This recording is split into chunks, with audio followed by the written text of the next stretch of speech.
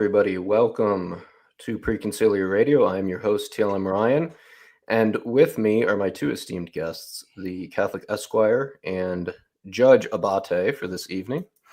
I'd like to referee this discussion. I should have wore a white wig.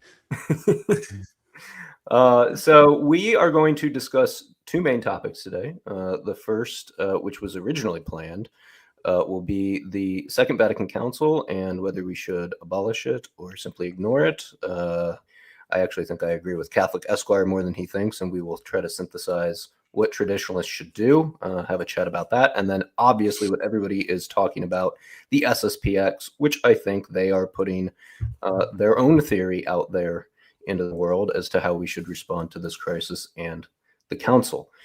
So with that, I do want to shout out the person who created the amazing thumbnail. It was not me. It was Crash Cannon.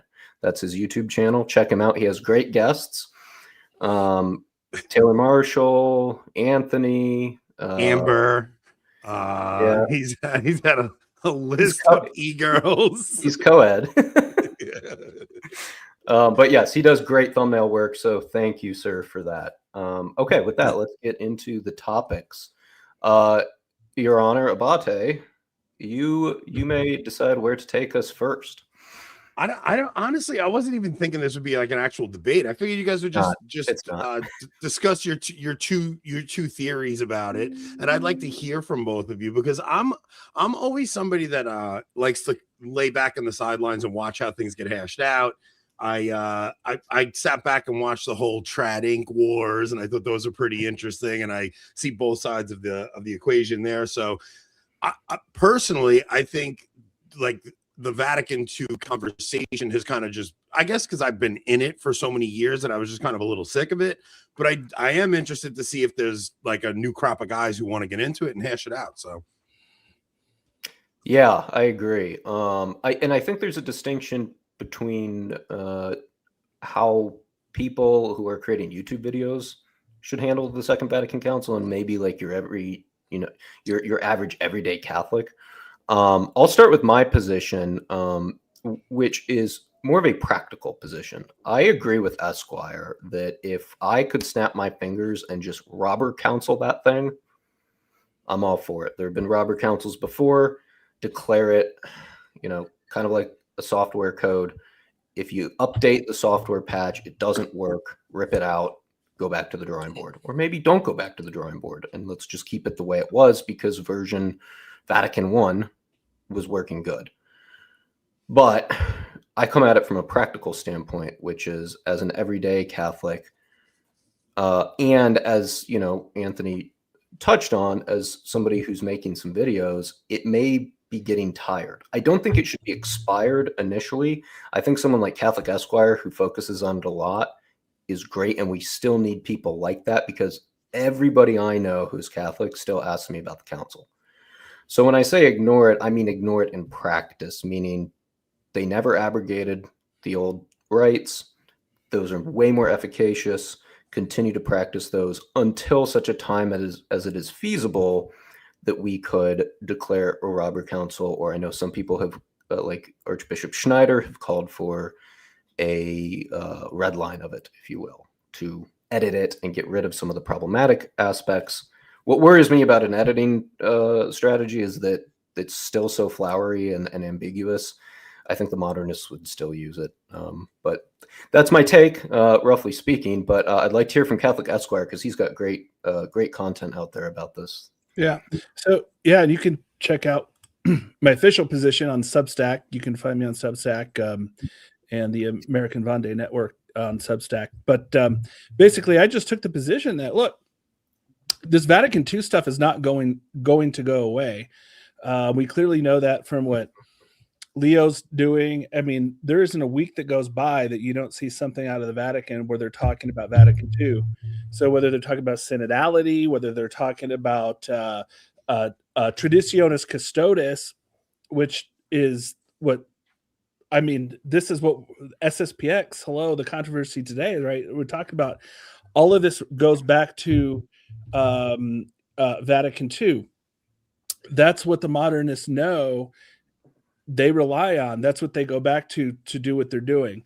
Now, I don't think, like you said, I don't think we're actually disagreeing that much. All in all, I don't think your typical Novus Ordo Catholic really talks or cares that much about Vatican II. They hear about it, they know about it. It was something in the 1960s. They probably have a bad understanding of it. This comment, they don't care about it. They're not reading the documents. That's why Bishop Barron spends all of his time telling everybody, you got to read the documents because they're so beautiful, blah, blah, blah. No, they're not beautiful. They're terrible. But he has to have people read them because no one is reading them, because they're almost unreadable. No one wants to read them. My overall point is simply that I don't think we can ignore Vatican II. We have to deal with it.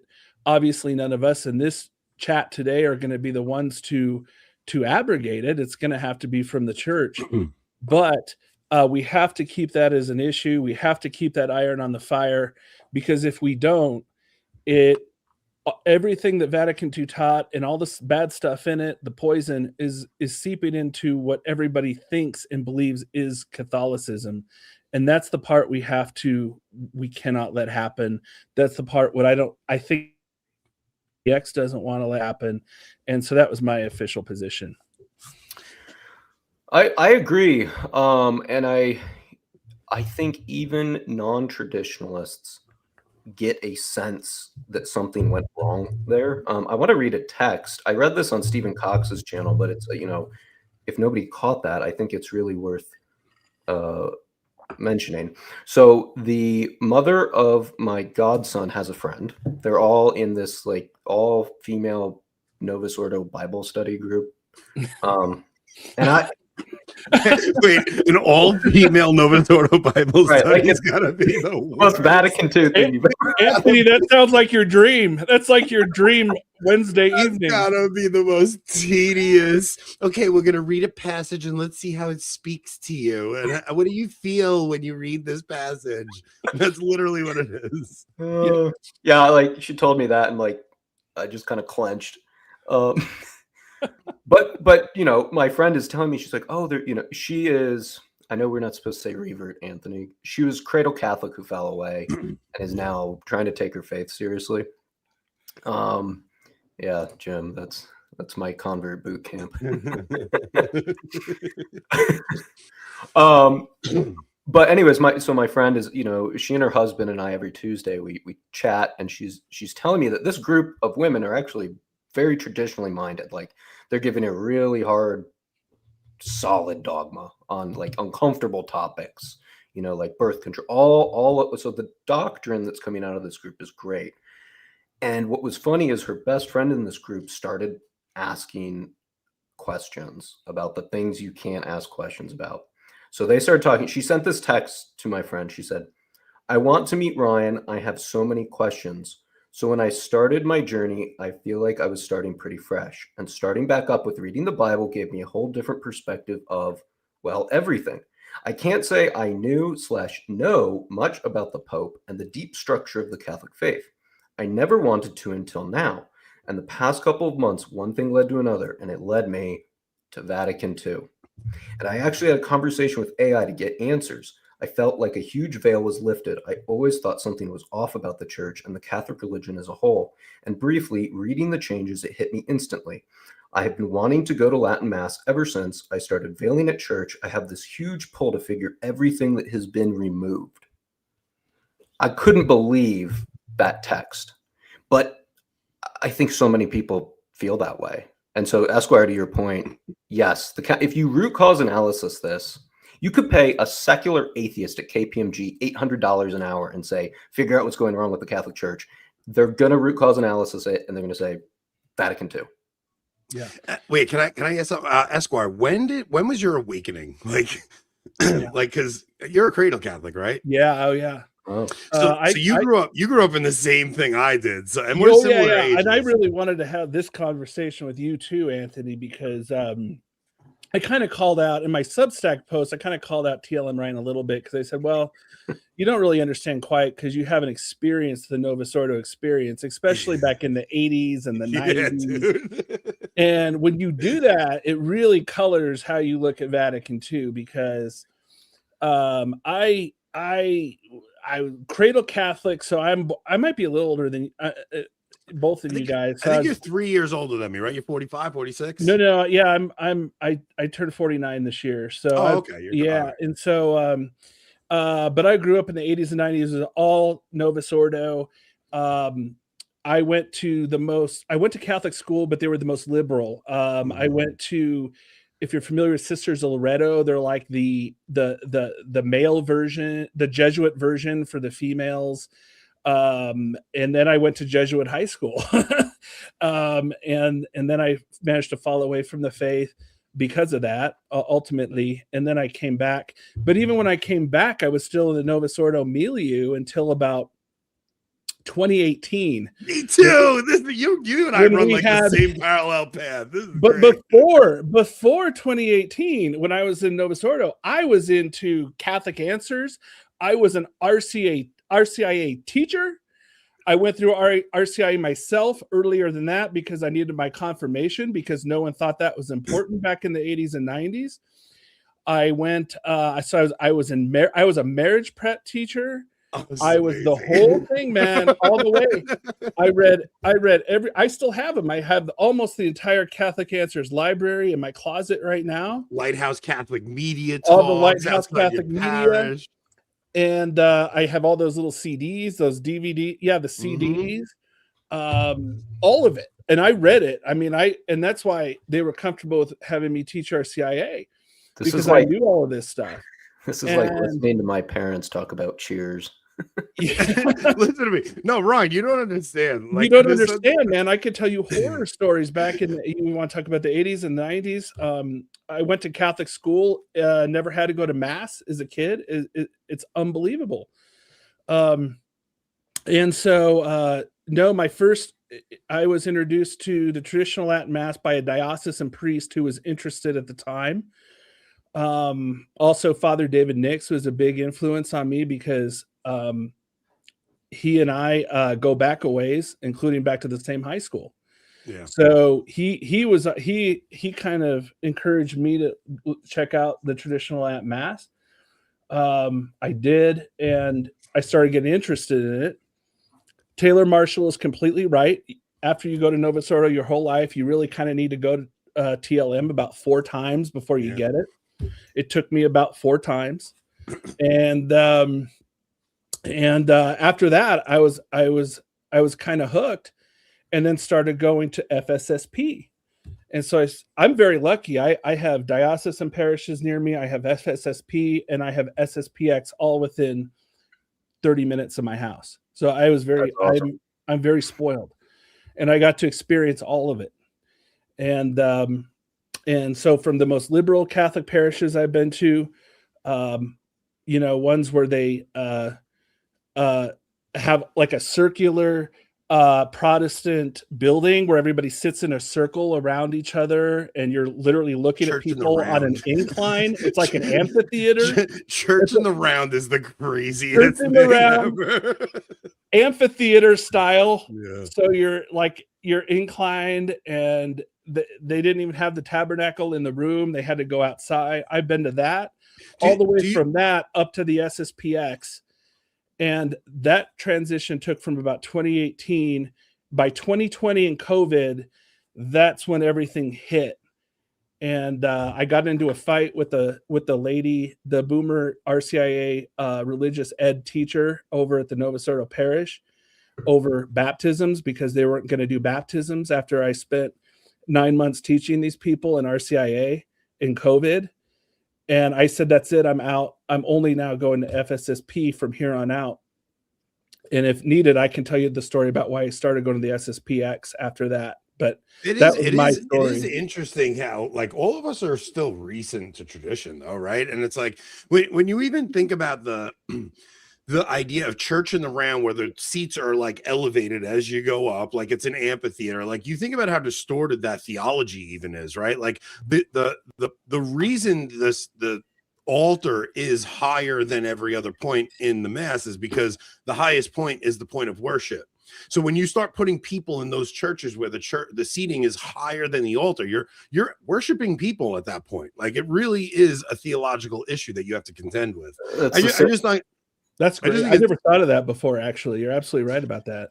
My like mind open to that when I went and I just started seeing, like, when I went to Italy and you see like the cathedral is the highest point in the city, you're like, oh, there's a reason that's the highest point. And everything in America is like upside down, where you know, especially in New York, you see like the Freedom Tower is the highest point in New York. It used to be St. Patrick's Cathedral was the highest point in the city before they started building all this other crazy stuff around it. But it messes with your theology intuitively. Like, it's not even, it's like you're exposed to something like that, and all of a sudden you get Supich's theology, where you think communion is about the people you're communing with, and it's not about the worship of God. Like, all of this stuff is intrinsic to the Novus Ordo, and it's intrinsic to the Second Vatican Council. So it's like, if we're talking about the council, it's like, to me, I think it's really important that we do talk to people about like why there are major issues in the council, right? Like,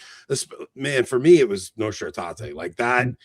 And then seeing how that plays out and what they're doing in Rome with Nostra Aetate, it like shattered me when you start thinking about them trying to play games with saying we worship the same God as the Muslims and the Jews. So that to me was like a earth-shattering moment. But I don't know how many, like, it's weird. The younger guys, like guys Ryan's age and younger, they seem like they're just like, accept Vatican II, suck it up and deal with it, and that's it. And like, if you contest it, you're not in the church. And I'm like, man, these guys don't even have the capacity to think through this stuff. What we need for my generation and younger, or any potential convert, or any person who's in the what I call the post-conciliar church and they're inquiring, I think we need, because Vatican II is so difficult to wrap your head around and explain. We really need concise and short summaries and elevator pitch. And then, of course, if they have more questions, we can send them to Esquire, or I'm sure Taylor Marshall has a bunch of it. You know, I'm not saying that we shouldn't discuss it, but I think traditionalists really need a quick, snappy response. Ergo, we are doing pre-conciliar practices. So, like, for me, I finally found an argument on Twitter, as I test some of my arguments on Twitter, with a kind of a Novus Ordite hardliner, like Anthony was talking about. He's going on. He was calling me schismatic, and I do not attend the SSPX, so this was before today, and he's still calling me a schismatic. And we were going back and forth, and I couldn't get through. It's schismatic. Don't say schismatic. Don't say schismatic. It's sorry. Schismatic. I'm not like it's just it's a Latin word, and SCH is ska. Did they teach that to you at Novus Ordo? No, it's just. I mean, if you're speaking Italian, it's schismatic. I don't know. You should have seen me when I was talking to the Sedes, and I kept calling them seeds. Seeds? They hate that. Anyways, but I finally got through to this guy, and I think it's something that we need to keep in our holster to just shoot back at people real quick. Is the council didn't abrogate the old mass, the council didn't abrogate the old rites. I'm not being disobedient, period. And he was like, dang, good point. And it was resolved. We need some quicker responses like that. So, for example, something like, well, what do you do with the council? Sometimes I simply say it's pastoral. Okay? The modernists are ramping it up like it's bigger than Trent or the Bible itself, but it's pastoral. That's got to get you through the intermedium standpoints, the intermedium.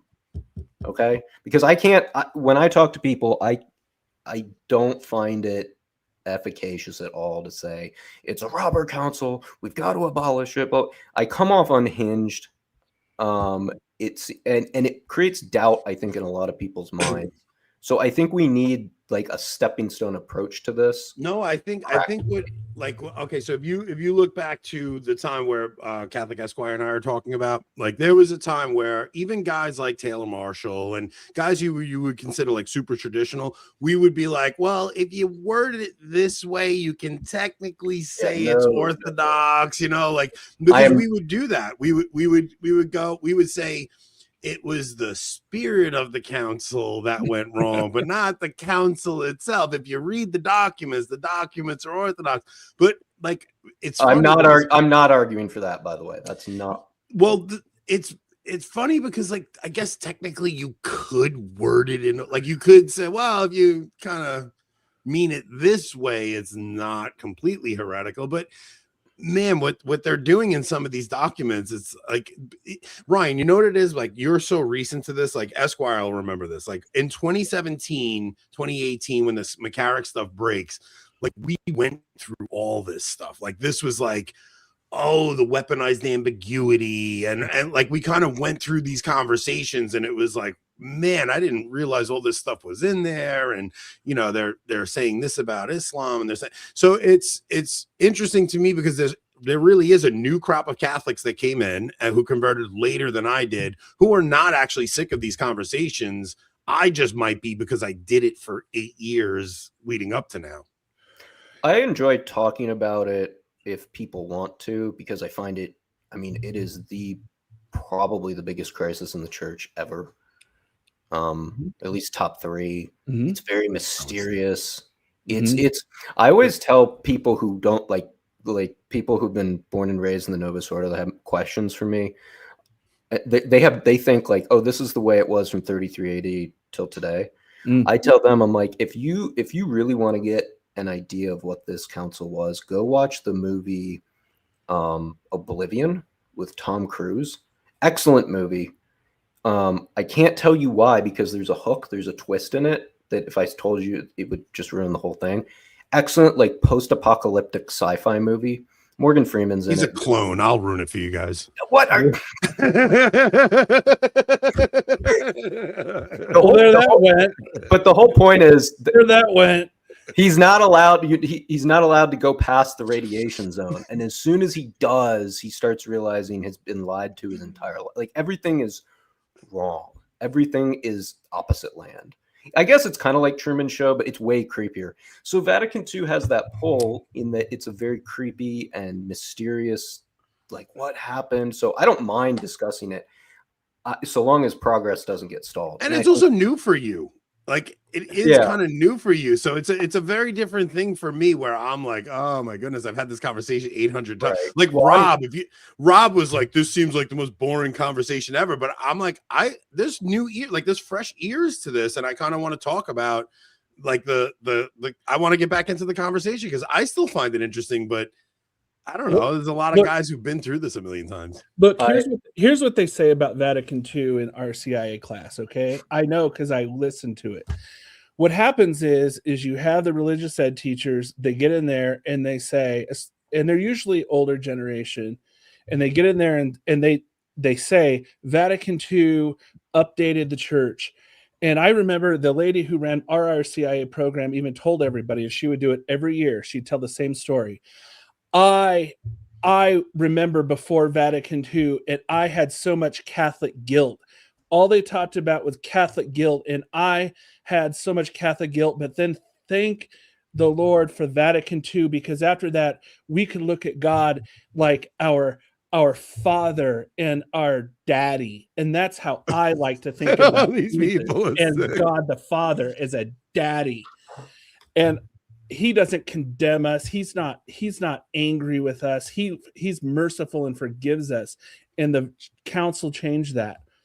And that's what they teach people about the council, because and they characterize what happened before the council as something that needed to be changed, that needed to be updated, that was mean, that made people feel bad. And what I came to realize is that, because guilt is a good thing. That's your conscience actually working. You should feel bad about your sins. That's what you should feel. It's crazy. You know? Like what you're talking about is a spell, right? Because all of the older generation actually will repeat that same garbage, right? So like I heard my mother say things to me like that. Like she would say things like, oh, the Catholic guilt, like they would just lay Catholic guilt. It's like Catholic guilt is a beautiful thing. It's an amazing thing. Catholic guilt is what made me come back to the sacraments, because I had this heavy guilt on me that I had left the sacraments and I was no longer raising my children in the faith. And my son actually looked up at me and he went, Dad, why don't we go to church anymore? Like, because I raised my kids from when they were little to go to mass. They went through all the sacraments. My son was like 8 years old. He just made his communion and I stopped attending mass because I was just so disgusted with Francis. Like I got so black-pilled from the stuff that was coming out that I was just like, I'm done. And my son looked up at me and said that to me, and it was Catholic guilt that saved my soul, saved my family's souls. And it's like the idea that was bad and that you have to see God as your daddy is absurd to me. and Ryan, what I think my argument to you is I don't think Vatican II is quite as abstract or buried in the past as you think it is. Even if you talk to people who are not Catholic, who are evangelicals, almost all of these people have some connection to the Catholic faith. I mean, they either are fallen away, they have relatives that were Catholic, they had grandparents that were Catholic, and these people, they know about Vatican II. They know it's there.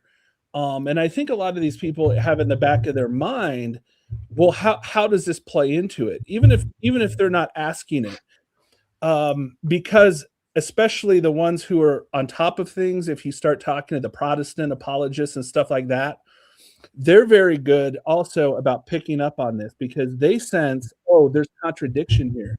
You are saying the church teaches the truth since the time of Christ, and now your arguments are all based on authority, and all of a sudden here you are saying Vatican II is wrong. I'm sensing hypocrisy here. And I think that the Protestants are much more in tune to this than perhaps you're giving them credit for, even if they don't talk about it, because even though Vatican II was before the lifetime of most people, including myself. Yeah, I don't remember it. I wasn't there. It's actually, I think it's that most people know very much that happened in the 1960s. Yeah. So my mother and father were cradles, and my father is Irish English and my mother is Italian. So based on just that demographic, it's very plausible that the council broke 1700 plus years of Catholic hereditary in me. And then I came back. My mother has come back since. But yeah, like the council, I'm not saying that the council isn't the problem. I'm saying that maybe the online bloviating about the council gets in the way of doing real things. Like, for example, what the SSPX has done. I mean, sure, they argue a lot with Rome about the council, but they also do things. And that's the only thing. And I was on with Anthony last week talking about we need some more practical solutions until said time, as you know, the council is removed. And maybe a quick answer, because like I've got people who are inquiring into the faith and are very scandalized by, because this one particular friend of mine says, I love that the church is so ancient and it goes so far back. But then he's aware of what happens in the 60s. So that cuts completely against what attracts him to it. And it scandalizes him. So I'm seeing it from that perspective. And it's like, I feel the sense that I need to get a very pithy, quick summary to him, and then move on to, let me show you all the things we used to do and can still do because it's not abrogated. Maybe you just say, bro, it was a bunch of boomers ran the council. They were all hippies and crap. What do you want me to do? Like because you can't take that context away, right? These are guys who it's after World War II. And they are feeling this enormous guilt for what they did in the Holocaust, right? I mean, you have Benedict. Well, I didn't know this until I spoke with EMJ, which EMJ is such an interesting character, man. It's like I disagree with him on so much, but he does have some really good insights on certain things. And his insights on Benedict were really good, where he's like, yeah, he's very passive aggressive. He went into that council and he just undermined the entire council. Like the original schema that they were going to talk about, it was all Benedict. Benedict like undid everything that council was supposed to be. And he just goes in, and it's because he has this guilt upon him because the Holocaust just happened, right? Now, EMJ thinks John Paul II didn't have that guilt, but I think he did also, right? Where these are guys who lived through this event. This is why you see JP2 going kissing the wall, and it's all that stuff. It's like you can't take out you can't take the council out of the context of the 60s. It's during the time of the sexual revolution and all these changes are happening. Like, we look at what's happening in Minnesota right now and we're like, oh my goodness, look at what's happening. Can you imagine living through that period of time in the 60s? This is when Charles Manson comes. Like, they think there's a race war about to happen. MLK just got shot. Yeah. You had JFK just got shot. Like, that is the context this council comes in, and they're like, we need to repair the world, and the whole thing is focused on the world instead of God. I'm going to take that to the next step, Anthony, and tell me what you think about this, because I think about this a lot. Imagine going to your traditional Latin Mass now, and 1 week later, the priest comes in and says, we're doing the Novus Ordo today. And you end up at a typical Novus Ordo parish in the span of 1 week. Now, I know that there was, back in the 60s, some places it was kind of gradual over the course of 3 to 4 or 5 years, whatever. I get that. But I mean, if you go your whole life up into 30s, 40s years old, and the next week we're starting a whole new Mass, and you come in and walk into the Novus Ordo after going to a TLM your whole life, imagine the chaos and what that does to a person after everything that's happened in the 60s, because that happened like right at 1970. Actually, there's 3 responses to it. One is, okay, so you're a Catholic, right? And you're drilled into your head obedience to the Pope your whole life, right? So one response is you go along with whatever the Pope says. 2 is you go the Lefebvre option. You're like, this is insane. I'm not going along with this. And 3 is you lose your faith. Yeah. Statistically, most people took 3. Yeah. Yeah. Like option 3. My wife watches this old English lady who it's like a cooking show. The woman, her name's Nigella. And my wife's obsessed with this old English lady who cooks. And one episode, I'm listening to my wife listening to this cooking lady, and she's like, oh, I was Catholic, and then they changed the Mass, and it went from Latin to English, and I just couldn't.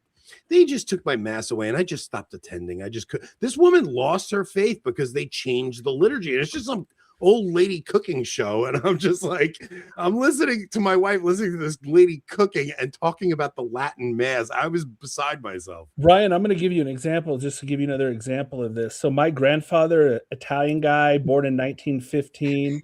Who is this? The king. It's not my grandfather who was born in 1915. Ryan didn't even introduce me. Just pops me up on the screen. I'm like, whoa. Oh, sorry. Hold on, brother. Yeah, I'm good. I'm all right. Anthony, I messaged Rob. I messaged Rob and I said, hey, given the SSPX dynamic, do you want to join us tonight? I swear we won't talk about Vatican too much. He left me on read. He didn't want to talk about it. This bores Rob. I love Rob. Don't ask me to say anything. I'm not going to ban about my... He can talk about Minnesota and ice all night long, but this is boring, so that's fine.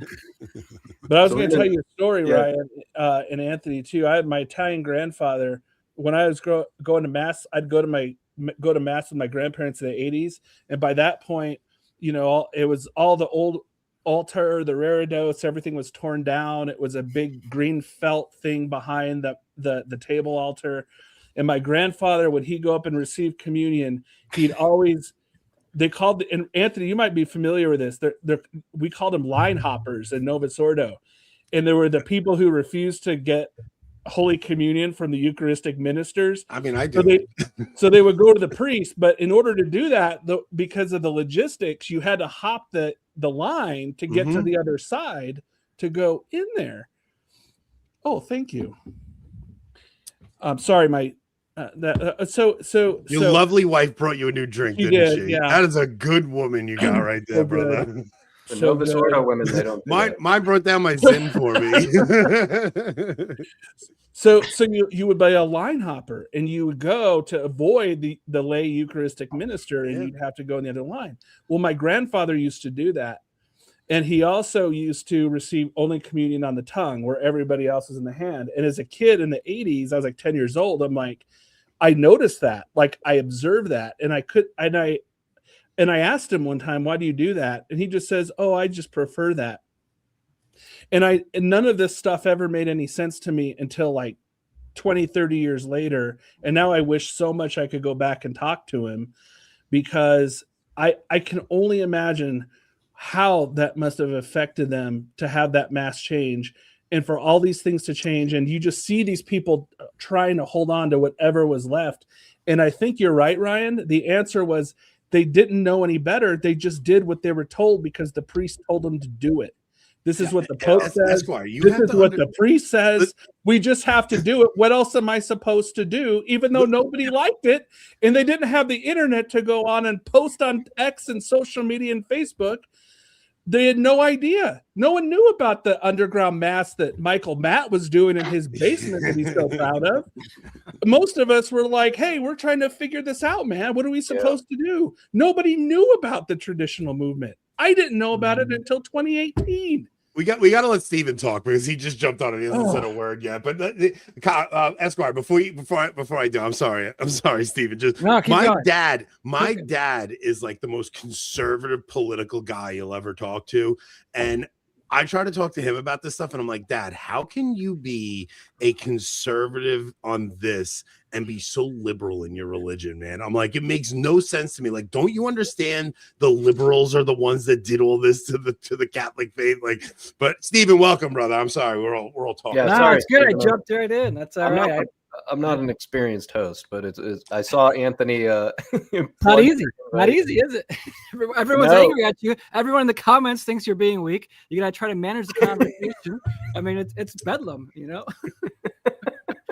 But just real quick on that point, like, look, I mean, I have family members who in the 70s and 80s got caught up into the charismatic movement, and this was, to Esquire's point, everyone just said like, something happened in the 1960s, everything changed, and we're going to follow our local priest. And the argument I still even hear from people who are close to me, who are relatives, will just say, well, they will be held accountable. Like we're supposed to obey. This is what being Catholic is about. And, it's gotten to the point of, I mean, the church I was baptized at in 1986 is closed now, and it's not too far from me. So it's like, this is the fruits of it all. It's like, when do you see the rotten fruits of it? And I've learned that in trying to do, let's just say, apologetics for tradition, pointing out the statistical failures and the closures of churches, it doesn't work, because for whatever reason, like you can say that till your people are blue in the face, right? Like, oh, the number of priests have dropped off, et cetera, et cetera. There's always going to be a counter argument, usually not strong ones, but that will say, well, okay, you're just, again, not Vatican II enough. You're not hard doing it enough. And that's the problem is, no, like, obviously to us, it's apparent, right? The rotten fruits are there. But to others, it's, again, we just heard Cardinal Dolan say a couple months ago, I think, oh, well, 60 years is when usually councils show their fruits. It takes for a while. Well, the thing with Vatican II was 200 years. Yeah, it took like 3 years to get everything up and running. I mean, you had national bishops conferences, you had ecumenical movements happening. Like, this was like within years.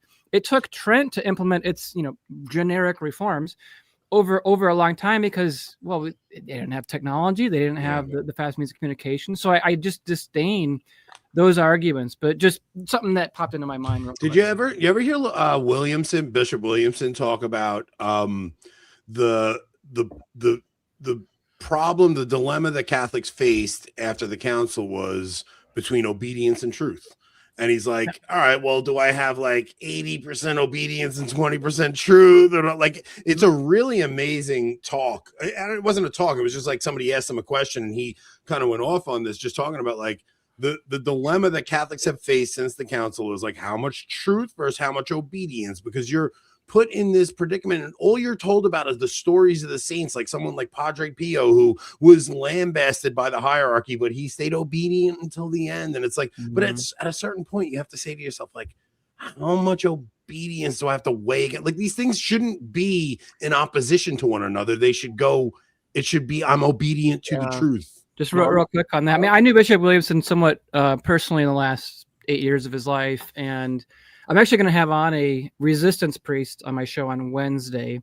I won't give his name away just yet, but I think, Bishop Williamson was always exemplary on analogies, right? He always used the examples of 2 and 2 is 4, right? And all these points, which I still find today. And I think that's the case, is like, look, you can say like a Novus Ordo conservative or someone who's like a semi-trad, this term is out there, sees like 2 and 2 is like 4.5, right? Whereas a Protestant's like 2 and 2 is 10, or, an ultra liberal, like 2 and 2 is 500, but they're all wrong, right? Some might be technically in a sense closer, but like that's what Bishop Williamson always would say, and I think his analogies are always very good. And I think like that's the way I kind of started coming to the SSPX in 2012. I put in the chat earlier that in 2011 I was working for the Archdiocese of Chicago under Cardinal George, who I revered as like like the American Benedict, right? He was like the conservative guy, and he was like the American Cardinal Sarah, or I just viewed him as like the American Ratzinger. I was like, he is like the pit bull for the faith. And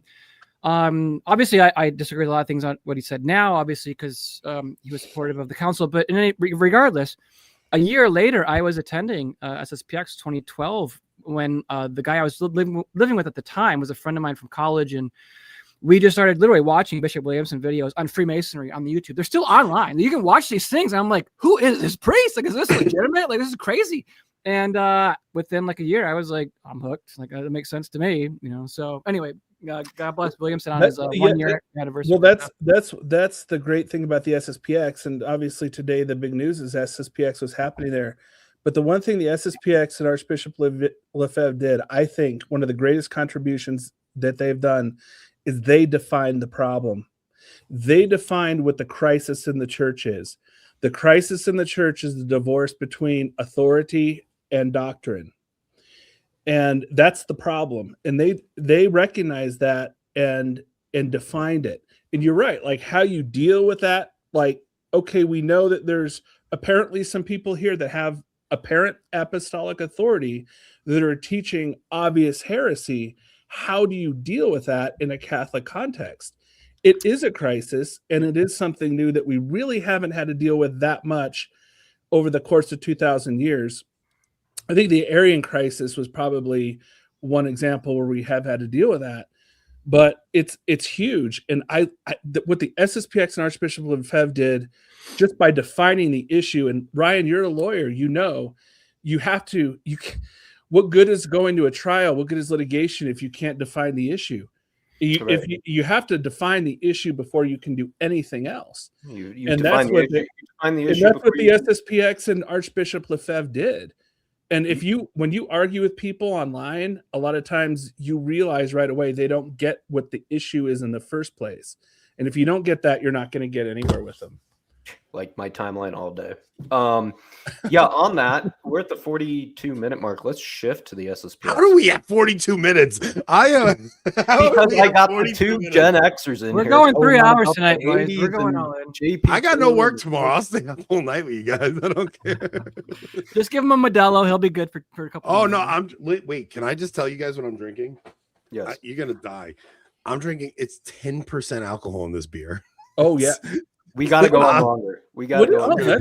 What are you drinking? You guys are going to be in trouble, actually. I'm going to be all right. That's great. Illegal? You home brewing? Or is that it's a Long Island brewery, Blue Point Brewery. I love them. Yeah. Well, real quick, the thing about Bishop Williamson always said, don't listen to me if I don't preach the truth. He said, just because I wear the red buttons doesn't mean I'm correct. He always said, even to himself, let me know what I'm doing right, what I'm wrong. He was always open, is very humble, always wanting everyone's opinion. I've had this conversation with everybody who's ever interviewed him, talked to him. Oddly enough, crazily enough, Christian Wagner interviewed him like a year or two ago. Yeah. But that was really interesting. But anyway, just real quick anecdote. One of the funniest conversations is EMJ with Williamson. They were on Mike Parrott's show, and it's like they bonded so much on their anti-Semitism, but they just couldn't come together on doctrine. But they were like, they both just loved blaming the Jews for it. EMJ has the biggest mind virus on Vatican II, and I'm not exactly sure why. I think it's just because he spent his whole life trying to reconcile that. I mean, he's open gay like me. He's trying to defend Catholicism, and you have to deal with Vatican II. This is what I'm trying to say. And in his mind, he had to find a way to reconcile Nostra Aetate with his position on the Jews. So he just pretends Nostra Aetate doesn't say what it says. I know what it Like, does. Nostra Aetate doesn't say that. It's like, but it kind of does, Michael. I don't know what to tell you, man. Now, Stephen, how is your you being Opus Dei? How is your mission to bring the sedes back into full communion going? Well, it's going actually quite well. All of them are believing me. I've pulled the wool over their eyes, and except like 3 or 4 online. I just can't get them to believe. I just don't those guys know. are nuts. But the rest of the sedes, they're all becoming Trad Inc. now. So I'm very happy at your mission. Yeah, look, I'm getting paid 6 figures. You know, this is part of the job. It's just I'm the new Malachi Martin. I pitched Stephen as potential Sede Conclave Pope to them. So now they're really suspicious. Let's shift to the SSPX, because the topic of obedience, boy, online today was pretty bad. And there were a few things being thrown around. Schism or schism. My favorite content. Obedience was big. And as a convert under Francis and an American, I have a little bit of a stubbornness, and then the sedes, jump all over me about obedience. So do the hyper progressives. So sorting that out is something I need to get a little clearer on. But boy, are the SSPX taking the charge now. Yep. Proper obedience is a big emphasis of theirs. Yep. But let's talk about this. Let's talk about what we think is going to happen. I'll give a real quick take and then let everyone else chime in. I think they're in a strong, and I start out with the numbers. That's what I started doing on here.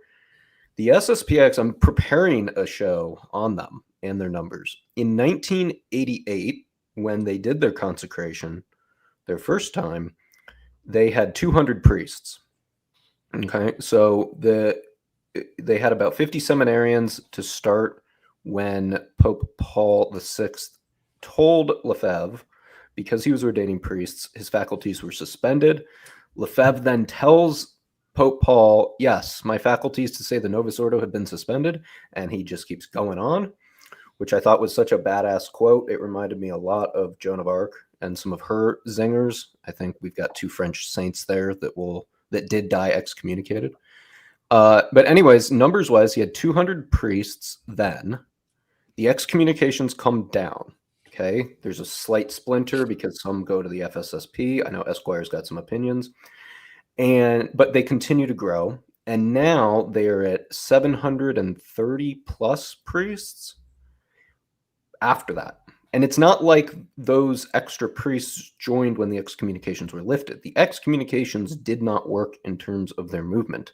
And now they sit at a much larger scale. They're on all the continents. They're everywhere. They have 3 times as many priests as they did in 88. What will Leo do? Because the strategy of excommunication did not work to stem them. They're stronger now than they were. And with Benedict lifting their excommunication in 2009, it makes the question of another excommunication like, well, what's it going to matter? I find this very interesting. I'd like to get people's takes. Mm-hmm. Esquire, Esquire, you go first. First part, the issue of obedience is huge. The issue of obedience is the main line that runs through all the traditionalist arguments. Okay, how you understand obedience answers all of the question. Obedience is a virtue. St. Thomas Aquinas teaches that. Like a virtue, there's always a middle. There's too much of one way and too much the other way. On one side of obedience, if you don't, it's disobedience, which most people understand. On the other side is servile obedience. That's where you listen and do something that someone who otherwise has authority tells you to do, that either they don't have authority to do it in the first place, or it violates a higher authority. If you don't understand obedience, you'll never understand the crisis in the church. Right. If you go to the SSPX, their podcast, the Crisis in the Church series, they have a video. It's about 40 minutes where they go through the virtue of obedience. That is at the heart of all of the disagreement, I believe, among the traditionalists. How do you handle obedience? That's the key question. It's not who is the Pope. It's not whether the chair is empty. It's important, obviously, but that's not the heart of the problem. It's obedience, and how do you understand that virtue? Esquire, would then it also be fair to say that the issue is the scope or defining? As we know, we must define the issue of defining the authority that certain prelates have and when they exceed that. Because if you exceed authority, obedience may not bind. Does that kind of weave into this a bit? I kind of get the sense from my research on Lefebvre that that's somewhat of what he was arguing. To some degree, to some degree, yes, because we know as Catholics what the teachings of the church are. How do we know that? Well, we know that through the catechisms before 1965. We know that through the encyclicals before 1965. We know that from the teachings of the saints and the doctors and the church fathers and Holy Scripture as interpreted. So we most Catholics do know what the teaching of the church is, and when you hear something, or can find it easily, right, when you hear something that's contrary to it, your red flag should go off immediately and say, okay, now I have a problem. I have a guy in front of me that has apparent authority, who's a priest maybe, or even a bishop, or a guy who claims to be the Pope. What he's telling me is contrary to what we already know to be true. And a lot of people say, well, you're just becoming your own Pope because you're deciding what your own truth is. And you're like, no, you're not. No, we have 2,000 years of papal encyclicals and consistent teaching that, and in the internet age, you can easily research that. I've told I even told Sedevacantis this. I've said, look, it's so easy to find the truth. Now it is. Right. Now it is. And I think that now it wasn't right. 30, 40 years ago. You have and to you have to keep that in your mind. But it's I think not that easy 30, 40 years ago to do that. I think it's a grace today that we can figure that out. I think it's spiritual lukewarmness for people to not search that out when you have something like Google. I mean, how much it used to be you had to go to the library, which is even a privilege historically speaking. And not the library down the street. You had to go to like a library in Rome. Okay, that's And then you have to translate whatever you're reading. Who's doing that? And that's the whole problem. Like that's why I give so much slack to people like Archbishop Lefebvre and my grandparents and back in the 70s and 80s, because they didn't have the access to information we have today. But Esquire, it's not even just access to information. Like we now have 60 years of watching how these things play out, right? Yeah. So like John Paul II and all the things he said about women and like the feminine genius and all this stuff, like you actually see how that played out over time, and you get to see like how damaging like girl altar servers really have been to not just like your liturgy, but like that's really the root of where transgenderism comes from. It's like it starts with altar girls telling girls they could be priests by bringing them into the sanctuary, things like that. It's like even the religious liberty stuff, I really didn't understand why like the society was bringing that stuff up so much. It's like, well, like I understand religious liberty. It's like, well, everybody has to choose, they're free. They have a free will to choose what they want. But no, like, especially in the context of America today, when you allow a country to have freedom of religion, what happens is now you're having Diwali celebrations, and now you're allowing mosques to be built everywhere. Satanic, right? So you're allowing your Christian. This isn't really about denominational Christianity. It's really not. Yeah. Like it's not so much about like, oh, do we allow Protestantism to exist? It's, do you allow Muslims to come in and build mosques and play the call to prayer in New York? And do you allow Diwali celebrations throughout the country? Like you see the errors of religious freedom playing out over time in front of our eyes. It's like, I don't know, man. My view on this stuff has really been shaped by what I've seen over the last decade and seeing how these things play out. The thing that irked me the most about the SSPX situation was seeing how, and it's for the most part, man, Ryan, I know you're not I'm not grouping you in, and I'm not saying this is all converts, but typically it's these new converts who come in and they came from a situation where they had absolutely no authority. And then they have this warped understanding of obedience to the Pope. So they convert, they come in and they think like everything is about obedience to the Pope because they heard a Catholic Answers talk on The Rock or whatever. And they're just like, whatever you do, you have to obey the Pope no matter what. And it's like, but you actually see how these things play out now. And like seeing how these new converts are just so quick to call the SSPX Protestant is scary to me, because it's like, well, they're basically Protestants. Like, do you have any idea what the Protestant Reformation was? Like, the Protestant Reformation was not really just about obedience to the Pope. It was like they brought up a whole new ecclesiology, a whole new soteriology, how you're being saved, and has to do with faith alone and all this stuff. It's like the SSPX literally is just like, hey, we think these council reforms are a bit too much. We'd like to stay where we were 50 years ago. Right. I have a tweet from or a text from my best friend who was thinking about this today, and he says, how I see it, all Vatican II has done is make the church hyper papalist to an unhealthy level, but they hide behind it by using synodality. And I thought that was a curious take. I haven't like broken that down too much, but in any event, it seems with this SSPX crisis, it certainly is now the conversation has become hyper-papalist. Well, I mean, I want to say a few things here because Friday's show should be pretty spicy because we're gonna have on a few settings and some. Oh, Steven, look at the riffraff you dragged in. Now Gregory's here. Matt Gaspers is coming on. We're gonna have a lot of different divergent opinions about this. Because look, if tomorrow, the Pope Leo suppresses the Jesuits, and let's say James Martin says no, we're gonna keep the Jesuits going. Would James Martin be justified?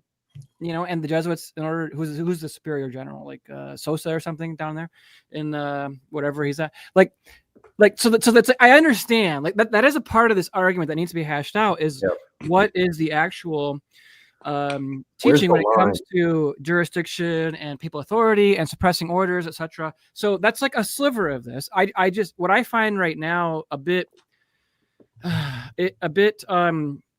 too contrarian, or what a lot of the online studies want to do is say, well, look, SSPX, you have to obey the Pope if you believe he's the Pope. You're acting schismatically if you're going to do this without papal mandate. I understand all that. We'll hash that out later in this on my show later in the week. But I think, like, generally speaking, like right now, I just see a lot of bad analysis of the SSPX situation taking place. And what I mean is, like, there's not a lot of folks who understand like the last 15 or even like 30 or 40 years from 1988, because like there's a desire right now among a lot of folks who, I'll just call semi-trads, etc., to say, look, this is overdue. SSPX is not schismatic, etc. Like, they're trying to excuse it. They're trying to say this is a good thing. But at the same time, like, it's very hard for me to understand that, because for the last like 15 years, especially since 2011, especially since 2012, especially when Williamson was removed, the SSPX has been pursuing a hard line approach to be recognized by the Vatican. Now, the entire resistance, the reason the SSPX exists is because they say, like, the Vatican II reforms create this basically a conciliar church, a new religion. Right. So why are they trying to be recognized in principle by men who, objectively speaking, if you apply the logic, are not Catholic? Like, that's my you whole. You want an honest answer to that? Because I would say it's the same reason I think it's important. Like, I think they still see like the unity of the church. And all right, so this is why I don't go for the sede position. Oh God, it's like I'm gonna have to start. I'm gonna start. I look at it like this. It's like the thing that makes what's happening in Rome so horrific is that these men actually are holding the offices they claim to hold, right? So it's like the reason this is so horrific is because you have men who are in these positions. It's like you're a priest of the Most High God and you have no faith. Like, you believe a different faith than the Catholic faith, but that doesn't like get rid of the importance of the office. And like I think they're trying to wake up the office.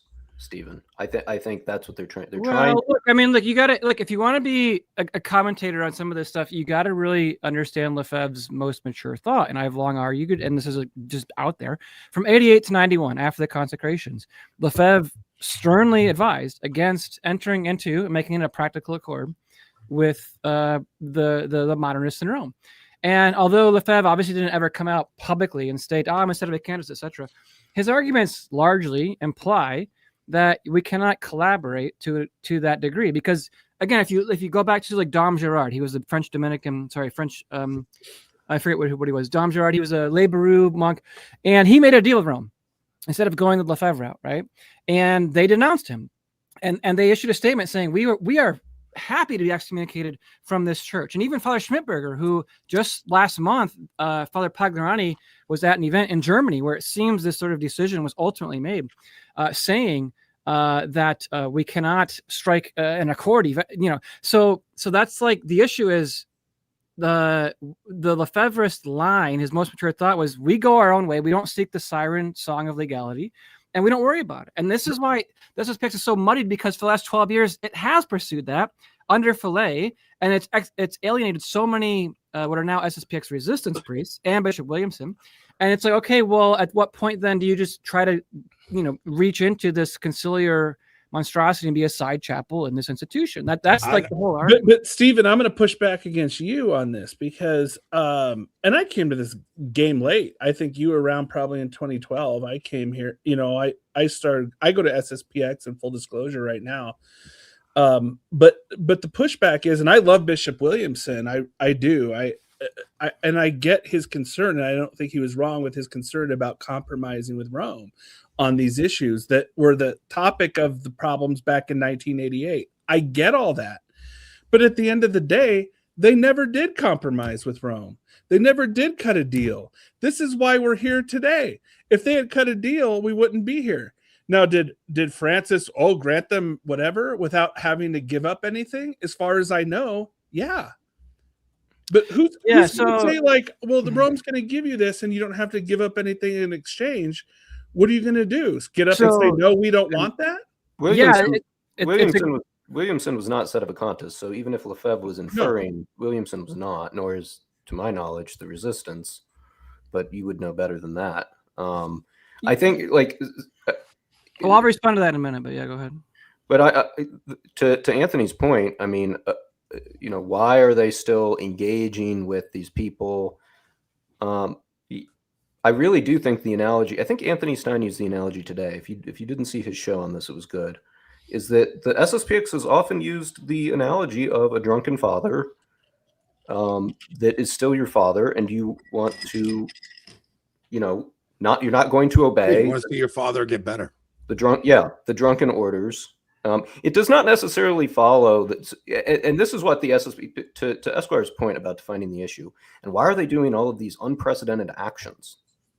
It's because, and they cite it explicitly, that the reason they are justified in this is because the crisis is so unprecedented. That is why. I mean, the fact that sedevacantists claim there is no pope is similarly an unprecedented statement as well. These are unprecedented times. And so I truly think that the lack of obedience on its face is due to the unprecedented nature of the crisis, and therefore the unprecedented orders and decisions that are coming out of Rome that must be disobeyed from time to time. But Steve, yeah, for sure. I mean, look, I think I asked Bishop Waugh about that exact argument, because Bishop Waugh was SSPX and resistance, and now he's a sedevacantist bishop. Mm-hmm. And his position as a sede was, well, when has there ever been some sort of situation in the church when you need to make an actual accord with men who arguably do not have the same faith in control of the situation and in control of the seas in Rome? This is a bizarre concept to even make that argument. But I have always sort of relied on the last 2 years. I think, Anthony, you paid homage to this because the WM Review did a reprint of Archbishop Lefebvre's last two statements in the last 2 years of his life, and which are like key to the resistance argument, is that, again, to enter into the conciliar zoo, this pantheon, if you will, they want to put tradition in a cage at the zoo, right? You want to say we can be free to pursue the experiment of tradition, but you got to accept at least like our jurisdiction. And, you know, what I always go back to, what I've always argued for many years, is the anti-liberal arguments of a Frenchman named Louis Viau in the 1800s. And Louis Viau was anti-liberal, he was an integralist, and he said, look, like, imagine a king who is driven from his throne in his kingdom, and the usurpers said to him, hey, we'll give you the ability to live free as a citizen under our jurisdiction. Just don't promise to overthrow the kingdom.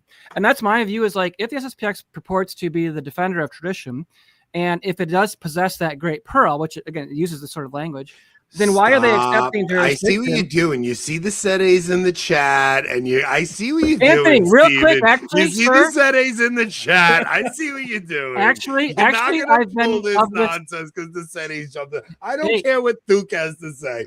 I'll tell you right now. I think Chris Jackson was on the money today, saying that Leo won't excommunicate them. Well, before I was interrupted real quick, I've been in this fight for longer. I've been in this fight longer than Anthony's even known about. Yes, you have, absolutely. So, to finish my point, to accept jurisdiction from squatters who do not have legitimate authority, who in normal times would be excommunicated from the church, we cannot deny that. Leo, all the rest of them, it's a source of scandal for the king to say, yes, I'll live as a peasant, as a citizen under persons who do not have the faith. So the argument, okay, so let's say they haven't compromised. The compromise is the recognition, is to say, yes, we're going to allow ourselves to be put under your jurisdiction. That's the Dom Gerard approach. That's when the Diocese of Campos in 2003 made a deal for recognition from the Vatican. This is why Bishop Fillet said Campos has fallen. It's to put ourselves into a zoo. So, like, principles matter. If the faith is not there, as the SSPX has long argued, if we have the faith where we are, again, go read the 1989, 1990 statements. If they're saying we are proud to be declared outside of this schismatic heretical sect, then that's their position. If they want to change that, that's something they have to defend. But all right. I'm going to stipulate, Stephen. And I said this on your show, and I said it about the SSPX. I said emphatically to the SSPX, just consecrate the bishops. So to all the sedes out there, stop bloviating online, call the conclave, get the correct Pope Cox. You guys got no balls. That's the problem. You're all tough. You're all talking tough like there's no Pope. Elect the Pope. Man up. Elect the Pope. I've said that. I've said this 3 times. It's my 3rd time now. If you truly believe it, call the conclave, elect the Pope. And then that's an issue of jurisdiction. That's the whole point of like the discussion I had with Bishop Waz. There are some who would say the jurisdiction does not allow them to do that, right? So you can't just do that haphazardly. It's a serious theological point there. I do think Chris Jackson was right in that I don't think they do excommunicate the SSPX because Francis gave too many concessions to them, and I think this whole idea of this push to making it like everybody's Catholic now. Like they're telling the Anglicans, you're Catholic, don't worry about it. We're all in union. Like I don't see them excommunicating. I don't see them undoing the work that Francis did with the society. I don't like Chris Jackson's political takes, but I do think he's on the money with that one. Yeah, no, they're not. I agree with you. I don't think they're going to do excommunications because when they do that, then people are going to start asking why, what's going on here. They want to keep this under the radar. Back in 1988, it didn't even excommunicate formally. All they did was send it out a declaration, and this is something, Ryan, you can study yourself. All they did was they didn't actually formally declare these people excommunicated Archbishop Lefebvre. All they said was, well, we find he automatically excommunicated himself. Yes. Do you see the distinction there? This was a canon law. It just flows underneath the radar. Nobody else. There was no internet. There was no EWTN at that time. So then they could just say, well, I just think they're excommunicated because they did this. That's not going to work today. Right. So my take on this is it's less likely than in 88. 88 is dubious. But do not underestimate the religion that is worshipped in the church. And it is not the religion, generally speaking, it is not the religion of Catholicism. It is the religion of Vatican II. Right. Yes. I'm so glad you agree with me, Ryan. I'm glad I came in and won the debate that Anthony refereed. I never disagreed. That was my total point. That was my total point. Yes. Ryan concedes. Esquire wins. That's the I'm end. declaring Thank it now. Because okay, I'm not as big a hater on Bishop Barron as some people, but the one quote I took the most issue with, and it wasn't what he said to Shapiro, although that one was bad. It was when he published the Second Vatican II documents, and he made an announcement, and he said, "I have spent my entire life and my entire priestly and clerical mission defending this council." And that struck me as so disordered. Why should we defend one council and not the church as a whole? And I think that goes to, maybe it's not explicit in some of their minds. I argue for an ape of the church theory where things are more intermingled. Esquire, I think I saw your anti-sedevacantist video on that, where you said it's like cancer that's intermingled with the cells. I think it's more devious. And so it slowly seeps into people's mind the more they consume this, that they fast forward 10 years and they're completely different. And then they start saying things like, I'm going to defend the council and that's my mission, versus the church.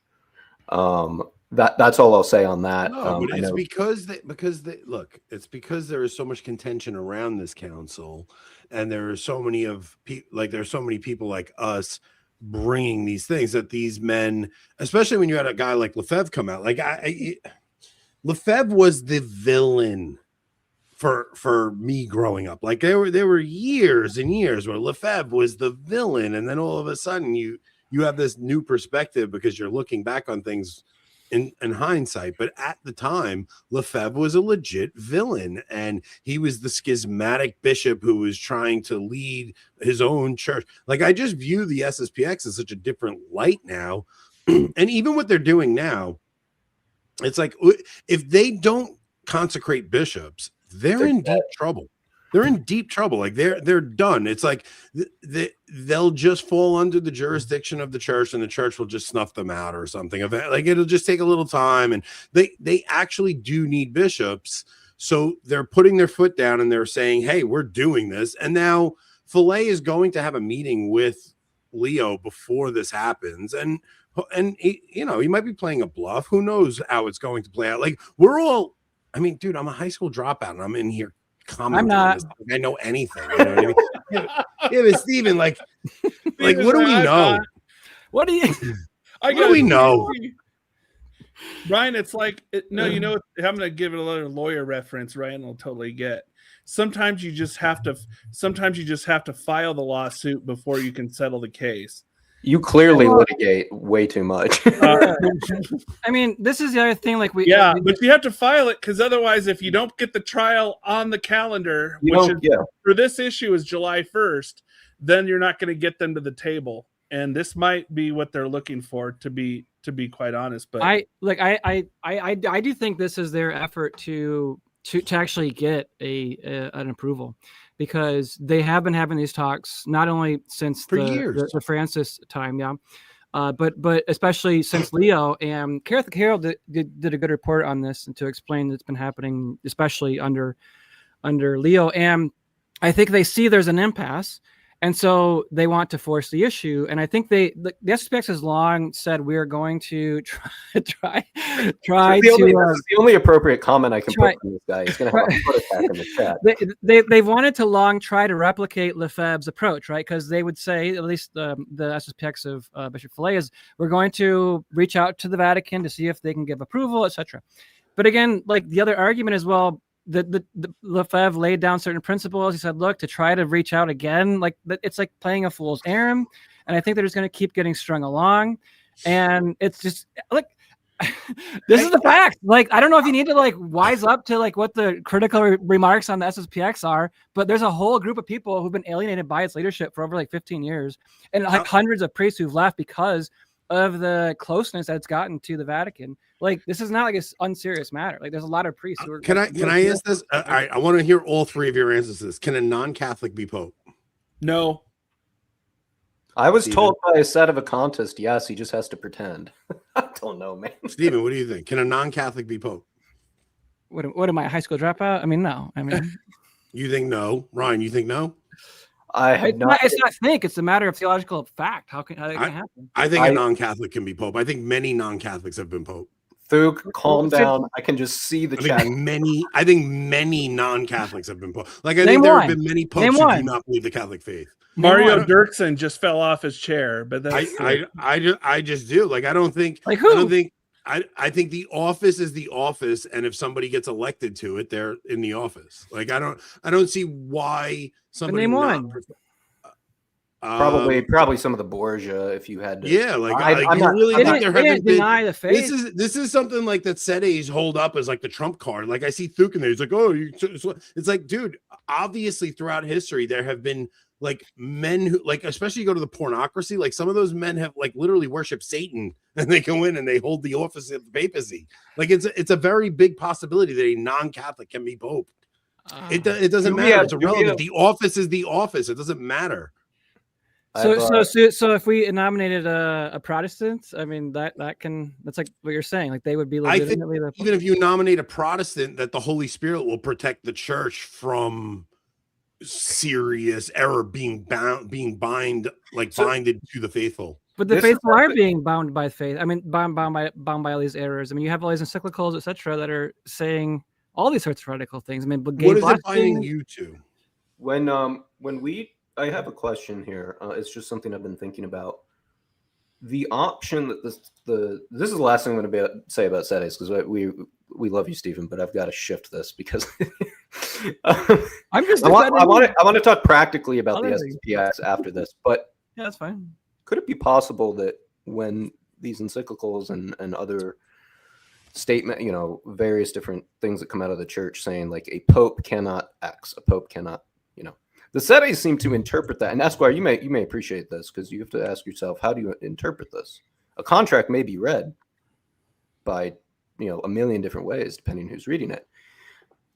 When a pope cannot bind error, the Sedes seem to interpret that if error is spoken, ergo must not be pope. Could the alternative interpretation be what that error is spoken no longer binds? To Anthony's point, this Holy Spirit protecting the church. I don't know. I'm throwing that out there. I have no opinion on. I just wanted to troll Thuk. He's going nuts, man. How old is that guy? I think he's the one on. Mutabato. He lit up a cigar on Sedepicante's chat, and I said, "A cigar? What's next? Leo's Pope?" But I mean, define error, though. I mean, to what extent are we saying that? When has a previous pope, taught in his official acts something erroneous or impious to the faith? I mean, that's the whole point. Is because they will often point, to and I know we've had this conversation I think before. Anthony, you might have been on the show when we had this conversation last time. Was like to resist Peter to his face, but Peter was not binding the whole church by sitting with Jews and Judaizing. It wasn't a matter of doctrine. It was a matter of personal impious behavior that was scandalous to the faithful. It wasn't like he was writing encyclical saying everyone's got to follow me. Like, to me, that's what I find not super consistent. I'm preparing many arguments on this. So, and Stephen, I told you because I'm being ambushed by all of your followers all the time now. I'm preparing. No, it's fine. I love them. I wouldn't engage with you, Sedes, if Stephen wasn't so freaking nice. So keep that in mind. It's just because I like you guys. Some people would debate that. I even like Tuke because I feel for his heart. The guy's not going to make it to 30. He's going to die of a heart attack. Anyways, let's. Listen, Ryan, I'm gonna tell you something because you're gonna get a lot of Sedes in your chat a lot. Yeah, man, they're everywhere. Blow it up. Just annoy them. Who cares what they think? There's 14 of them. You should have seen. You should have seen how the conversation went last Friday with Stephen. It was. I had to pivot actually after. It's gonna happen again this Friday. They're just every Friday the debate if there's a pope or not, and every Friday they can't figure it out, and then they go back to it, and then Thuk says it's a matter of reality. It's not a theory, Ryan. Look, I think there's serious analysis that can be made of current events and things like this that are separate from the issue of obedience and what the Sedes are saying right now. Like, I'm trying to you know, in my own space too. Like this is again why Friday we'll have on these serious discussions. But look, I've known a lot of priests in the SSPX, those who are outside the SSPX. It's a serious matter that deserves like just legitimate like analysis, right? And like that's a fair thing. Like to your point earlier, like Ryan, like when a new person comes to your church, like are you bringing up like Vatican I and papal infallibility to them the first time? No, like there's like different layers of conversations you need to have. So yeah, I hope you're not. I might not let them in if they. And by the way, I mean, sedevacantism does solve the crisis in the church.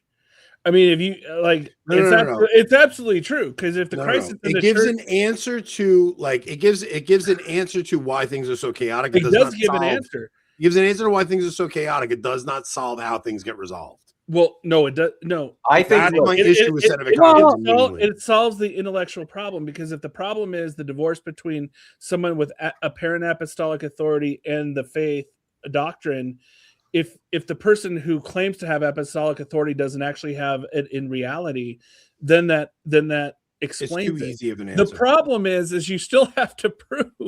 Yeah. You can't. It's a good theory. I've said it. It's a good theory. That's why it's and it is. It does explain it. The problem is you still have to prove that that's the problem. But it's a good theory. In essence, it is a very good theory, and it's like one that I say like they could be right. Like which one are you talking about? Because there's a difference of opinion in the Sedevacantist world. There's a set of privationism of Bishop Sanborn, which because they're all none of them actually know anything. I know. I think that you're gonna get roasted. They're all a bunch of idiots. Just I know everything. I know like they're all just none of them. Bishop Delarier is an idiot. I mean, that's pretty harsh. I gotta stop reading the comments because I know, dude. Like, I really gotta stop losing. All right, I gotta take control. I just want to say I like what the SSPX did. I'm glad they're consecrating the bishops, and you're going to see people that come out that are calling them schismatic, and they're not. They don't understand what happened in 1988. And I think everybody, including the Sedevacantists, including the conservatives, including everybody here today, owes a lot to Archbishop Lefebvre, regardless 100%. Of what they say. And I'm just happy to see what's happening. I agree. I think back in 88, but even today, the SSPX have managed to do something that conservatives so rarely do. I think I tweeted about this a week ago. The problem we find in the church is that when the modernists took over, conservatives are bound by like duty and obedience and following the rules. So the people in charge aren't following the rules, but the conservatives are. And only someone like Franco in Spain decided. Well, I tweeted a image of Franco and Lefebvre, and I said these are the only conservatives that actually decided to break some rules. And what's going on in the chat, Anthony? Thuca, I hate how funny Thuca is sometimes. Abate's Pelican Plus covert ops. Like I hate that I like him because he's freaking hilarious. Who? Cardinal Thuc. Thuc's my boy. Thuc, go on, keep going. Anthony just made it to take the Pelican Plus deal. 30 pieces of silver. I hate how much I like him because I hate him. He's funny sometimes, dude.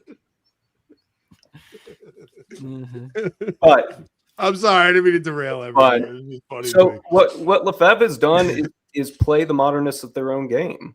When they won't respect the rules, this is just high level. I know they have canon lawyers and they've said that, we didn't have the appeal.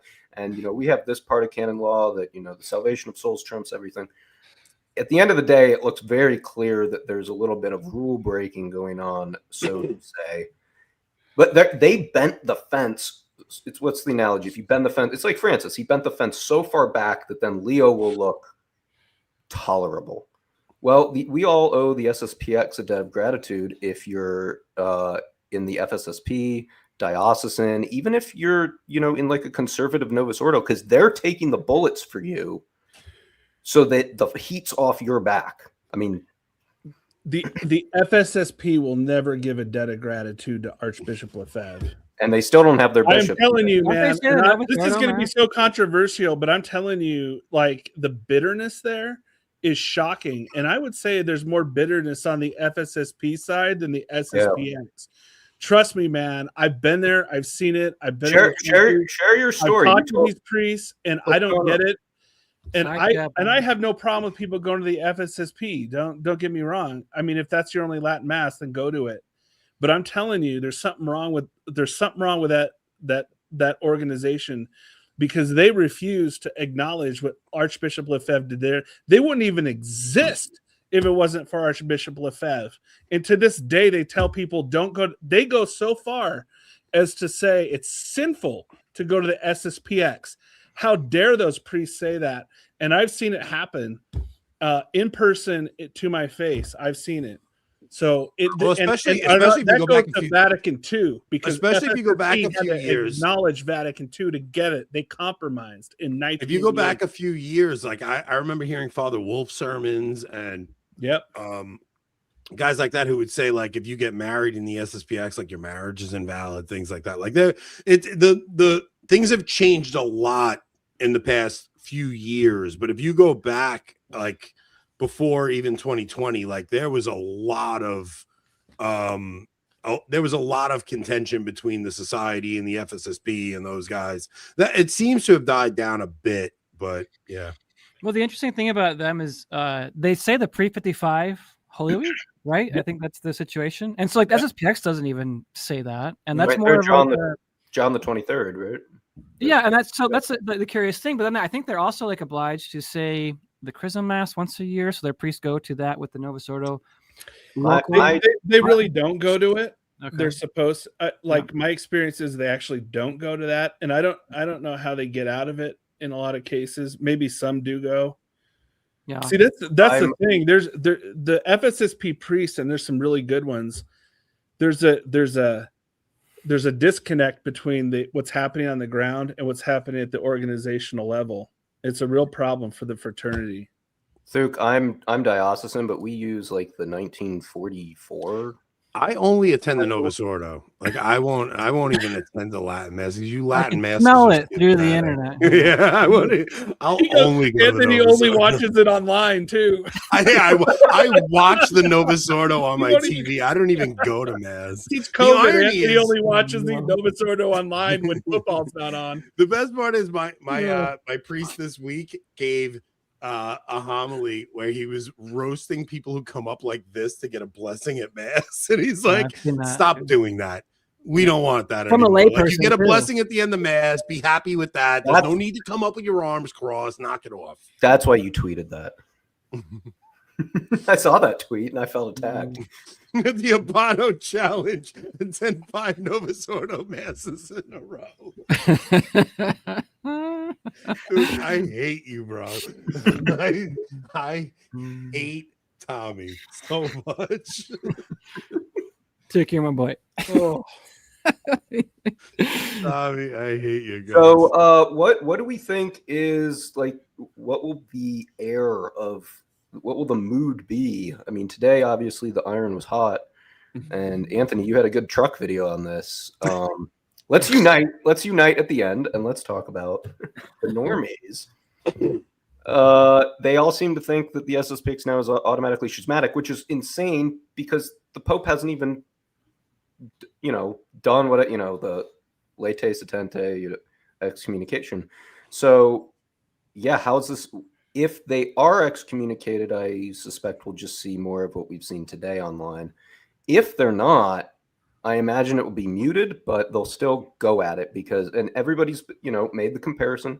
The Chinese do it, so you can't critique the SSPX, which is I think a pretty good retort. But everybody what I hates when you say schismatic, Ryan. Schismatic. Schismatic. Don't say schismatic. Is it all the seeds? All the seeds? Avocado.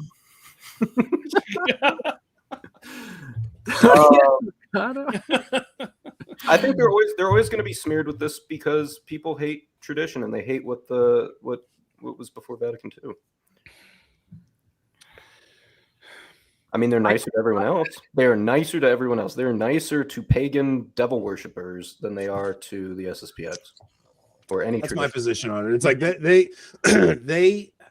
there were people who were gleeful about this today, right? And it's like, yeah, man, like these are people who just like, because I know a ton of people who like the issue of like the bishops consecrating and those bishops who get consecrated being excommunicated is one thing, but like the amount of people who attend chapels, like the majority, like 99% of the people I know who attend chapels are just Catholics trying to be Catholic. And it's like there's something about the modern hierarchy who despise the Catholic faith so much. It's like, can we just be Catholic? Can you guys just let us raise our families in the faith without getting on our case? And then you have all these recent converts who came in and they're like, oh, schismatic, oh, you're excommunicated. And I'm so disturbed by the glee from these people that I think that they're sadistic. Well, because I'm happy for the fight. I mean, this has been coming. And so we have to, this is why this all goes back to the original topic of Vatican II, because I agree. Esquire, this is why they are attacking internally, is because the council said everything externally is no longer an enemy. Yeah. I mean, I'm happy for it. Let's bring it on. We need to have the discussion. For under Francis, everyone kind of pushed this under the rug, man. And this is what we need to talk about. That's the difference between the SSPX and the FSSP, is their position on Vatican II. Let's just get to the bottom of it and talk about it like real men and hash it out. And we've been trying to push it under the rug for so long in order to unite the clans. And no, you just actually put it at the real problem. So let's act like men and hash it out. We're not dealing with men. Like you can't act like men and hash it out because you're not dealing with men. Let's go into the women's led Bible study and talk about it there. I don't care. I know they're watching tonight. Let's have it. Stephen wasn't there for that. But let's have it. We'll hash it out in the women's Bible studies. We'll hash it out online. We'll hash it out on this podcast. Let's have it. Let's stop pretending like this problem doesn't exist. It's all Vatican II, and whether you accept it and the doctrinal errors that are contained in it. Like I've long said that I think the SSPX does want to avoid doing this without approval. Now, this does put some leverage back into their corner regarding it, because now they're putting a deadline, and it's putting Leo, who's again said, I don't want to polarize, and I hate polarization. I think he's wanting to do that, right? Yeah. So I think it's a smart tactical error. I think you're going to see a lot of SSPX hardliners say, look, is this already worked out before? Who are the candidates? I think that's a key thing that I went over today. I looked at some of the candidates who might be potential bishops. I mean, I would hope they would just name like 8 of them and just, give the 50 next years to the SSPX, their future, supporters. I think, I do think what will be different though, because the uniqueness of the 88 event was a worldwide phenomenon.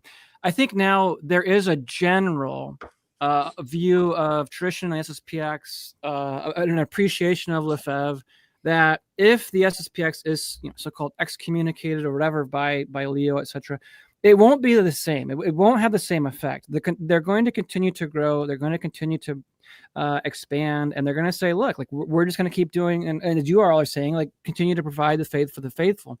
But I think though, again, the devil's in the details with regards to like who might some of these clergy be, because I know several of them. I mean, in the future, in 5-10 years, maybe will they try to say, oh, we got to get back in and let's have these excommunications lifted again. I just think that you make the line, you draw the line again. Lefebvre already drew the line back in the day, and you follow that, which is what I think, the Resistance and Williamson have been doing, and they just say, we're going to do it.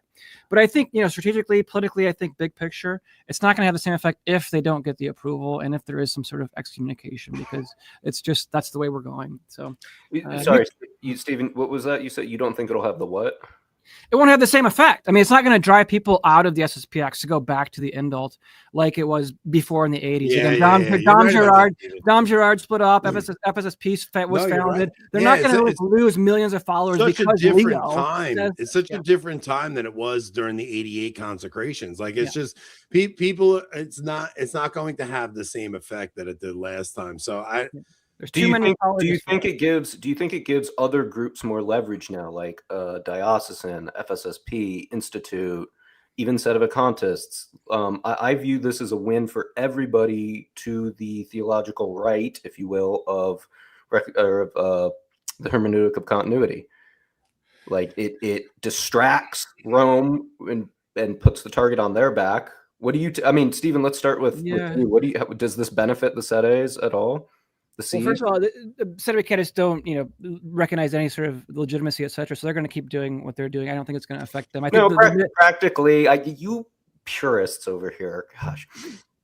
What does it do from a practical standpoint? Nothing has been worse. Nothing has been worse for the sedes than Pope Leo getting elected. Like during the Francis era, they were in their heyday. Like the sede heyday was under Francis.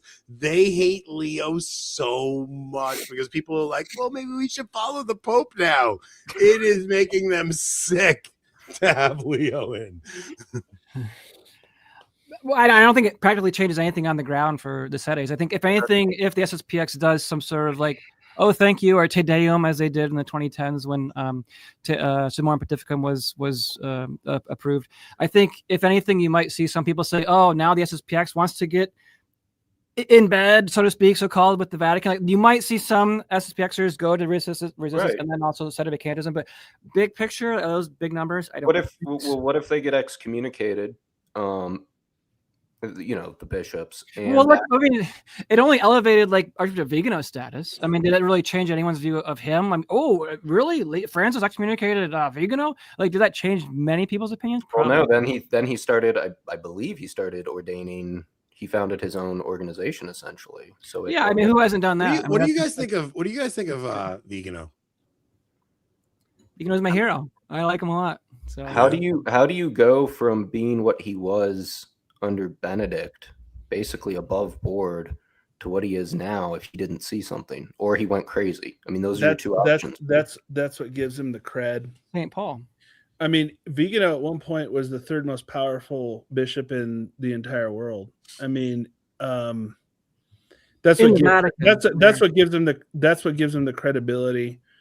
I think he went off on an unfortunate tangent a little bit on the Trump stuff and the Trump. That's what the Trump is the restrainer. It's like, okay, yeah, he clarified that. I wish he wouldn't have done that though. Same, man. Like I clarified that. But I think he's fine. I'm good with him. I like him. He said a lot of really good things, and then he was writing some letters that like literally sounded like something you'd hear from St. Paul. Right. Like some of the stuff he was writing, it sounded like it was from St. Paul, and then he went off on this batshit crazy politics stuff, and I was just like, "What are you doing?" Like, no, Trump's not the restrainer. Not for nothing. Trump could very well be the Antichrist. Like, I don't care if you guys think I'm nuts for saying that, but like, there's a chance, like, especially watching all of the pro-Zionist stuff coming out of the Trump administration. Like, don't tell me Trump is the restrainer, like by any means. Like, I don't. That's my one issue. Like, I actually want to talk to Chris. This comment's good. No, well, the thing is, like, with the Trump stuff, when he, because I love Chris. I love Chris Jackson's takes on the church, and I understand his pushing back against Ed Fazer, because Ed Fazer is super annoying. Like, Ed Fazer is so annoying because he has Trump derangement syndrome. So it's like, there are things that Trump does that like all of us should be excited about. It's like, oh, this is, first of all, he's hilarious. Like, he's one of the funniest people in history. But when you actually look at the things Trump is doing, he's literally just pushing a Zionist platform. So it's like, I love Chris on certain things in the church, and then I'm like, Chris, why you like, don't defend everything Trump does. So it's like, and I'm sure you guys are friends with Chris. I want to have a conversation with Chris because of that. Just a real quick there. I mean, Vigano did explain to Matt Gaspers in an interview with Catholic Family News, I think very soon after the election, that Trump could be a type of catechon if he understands the real globalist threat and he understands like what's really going on. And then actually when Trump hosted at Mar-a-Lago, a LGBT, it was like Log Cabin Republicans event, Vigano actually put out a statement, which was very uncommon. This is the last time he actually commented on Trump. I think it was like it was during the campaign. And he said, it seems that now the deep state has it captured Trump. And he hasn't actually said anything since then. Now, I'm actually in communication with him. I might be doing an interview with him very soon. So I'm happy to ask him about what his latest views on that are. Wow, congrats, Stephen. And so I think the issue is, like, heading into that election, though, like Trump was talking about, nationalism, calling out globalism, etc. I think it wouldn't be all that foolish to say, look, like he's fighting back against what seems to be this globalist monstrosity. Obviously, 2020, now that we're 9 years in words, past, sure, not in action. Well, sure, but again, remember when he said that? It was like 2017. It was a long time ago, and so Vigano has clarified that, and he's also said, like, about the stuff with like Moscow and Rome. He said perhaps it seems to be the case that Russia is acting in a way that is more sensible, and is this the third Rome? I know Eric Sammons makes a big deal about this, and he's like flipped out about it. But Vigano has been very nuanced about this. He's always clarified and qualified his statements regarding situations geopolitically, etc. So I think a lot of the criticisms is just coming from folks who have not stayed up to date with what he's been saying over the past couple of years. And again, it's because maybe some of the statements are a bit longer and a bit in depth, a bit winding. But again, I've read everything he's written. I would love to publish a book on what he's read, but he's also not infallible, and people, they misspeak or they say something that seems to be true at the time. So, we can't expect perfection from any person. He wasn't always a trad either. Coming from Nova Sordo, I mean, that's lot of greats is what I'm seeing now. It's what did he observe that pushed him to this point? Because I did not get the sense at all that he, because some of the things he says are shocking.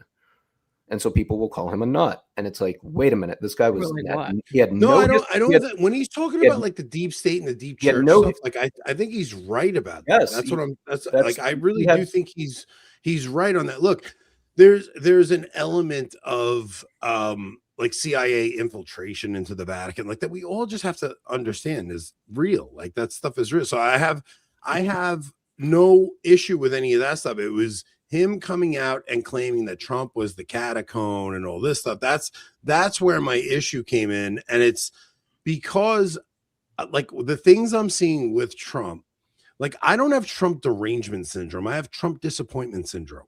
Like you have to understand, like even the stuff that's happening in Minnesota, it's like I have no issue with them going in if they're actually getting illegals out. That's just not what's actually happening there. Like even the stuff with Michael Matt, because we could talk about that too. Like Michael Matt on his Twitter comes off like he's just some crazy boomer, and he's like, oh, the young people just have to stop using avocado toast and drinking coffee and shit. But like that's not actually the issue at hand. The issue at hand is Trump's not actually like he's not actually deporting millions of illegals.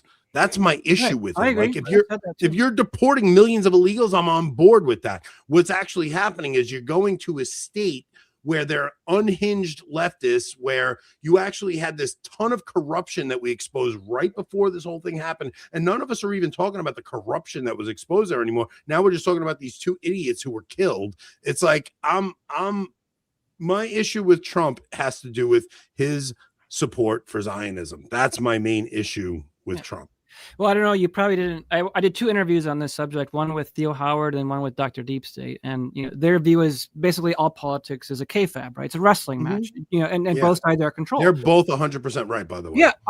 Yeah, I think so too. And I think now if you ask, Vigano today, like, what do you say? He wouldn't dare say that he's a catacomb. I mean, obviously Trump's going along with Miriam Adelson. He basically said at that speech, he said, I don't prepare speeches usually, but Miriam Adelson's here. I better rate my words out. Like, it's obviously like. No, my issue with Vigano is that Vigano will talk about the deep state, but he won't call out who the deep state actually is, and we all know who the deep state actually is. And that's so like I'm watching you go into the Trad Inc. stuff, and I'm watching what's her name, like Liz Yore, and all these people are talking about the deep state, but they're not saying who the damn deep state is. Like we all know who the deep state is. But what's up with Bannon interviewing Epstein? That's another wrinkle in that. I mean, because Bannon's another problem. Too, all of these people. This is my actual issue with this. It's like, yeah, I agree.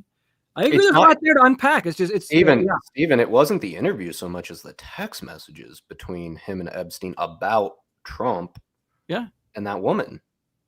Like, we call it. When are we getting into Epstein? The details like, what do you guys make of because the Epstein files to me seem like they just dumped 3 million files on us, and they're so disorganized that you could just literally pull anything you want out of them to find anything you want. And it's so chaotic the way it was done that nothing's going to come of it.